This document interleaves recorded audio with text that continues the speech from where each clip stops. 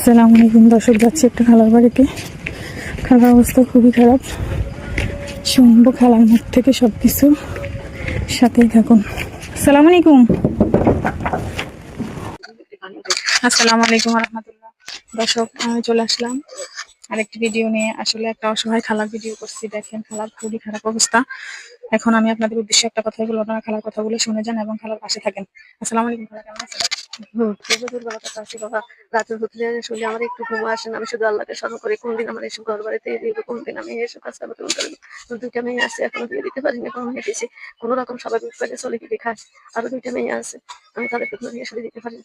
এখন আমি খুবই দুর্বলতা, এসব পরিবেশের কারণে আমার মেয়েদেরকে বিয়ে দিতে পারি না। এখন এমনকি কল নাই, লেফটিন নাই, এমনকি ঘর নাই, ঘর নাই, রসি পাখি ঘর নাই, কিছু নেই নাই। এমন অসহায় এমন মানুষ, কারো কোথাও সমাজের দৃষ্টান্ত হাত পাড়াইতে পারি না, বা কারোতে কইলেও কেউ দিতেছে না। তোমাদের বাড়িতে এত টাকা পয়সা আছে, এমনি এমনি এটা দেখেন, এটা দেখিয়ে দেখেন। এমন অবস্থা, খালা স্বামী নেই, মানে স্বামী না থাকলেও উনি 4জন বাচ্চা নিয়ে কিভাবে মানে জীবনযাপন করতেছে আপনারাই বুঝে নেবেন। এত কষ্টের মধ্যে উনি মানে জীবনযাপন করতেছে যা বলার বাইরে। ওনার একটা কল নেই, বাথরুম নেই, একটা মেয়েকে অনেক কষ্ট দিয়ে দিছে।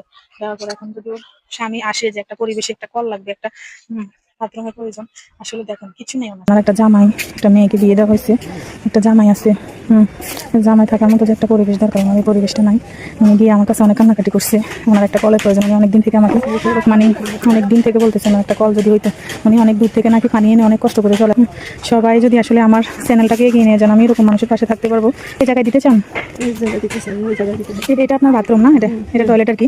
এই টয়লেটটা উনি ব্যবহার করতেছে। আসলে এটা ব্যবহার করার মতো না, কি বলবো দর্শক, এটা মানে ব্যবহার উপযুক্ত না। আমার চ্যানেলটা যদি এগিয়ে নিয়ে যান, সবাই একটু বেশি বেশি লাইক করুন, শেয়ার করে দিবেন। আমার এই ভিডিওটা বেশি বেশি শেয়ার করে দিবেন, যাতে আমি এই খালার পাশে থাকতে পারি। এদিনে এসে মানুষ এরকম ঘরে থাকতেছে, দেখেন দর্শক। খালার ঘর, বাথরুম, খালা মানে সবকিছু সমস্যা। বুঝিনি তো, মানুষের কর্মজীবী কেউ নাই ওনার।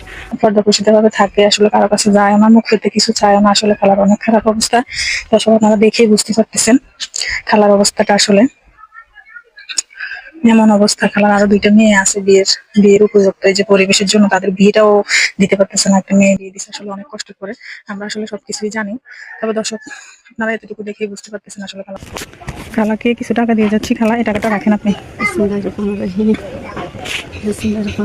খালা, এই টাকাটা আপনি রাখেন, আমার জন্য দোয়া করবেন। আর দর্শকের উদ্দেশ্যে বলে গেলাম যে আমি 1000 টাকা দিয়ে শুরু করছি, বাকিটা যদি দর্শকে আমার চ্যানেলে এগিয়ে নিয়ে যায়, তাহলে ইনশাল্লাহ আপনার কল বাথরুম সব হবে ইনশাল্লাহ। আলহামদুলিল্লাহ,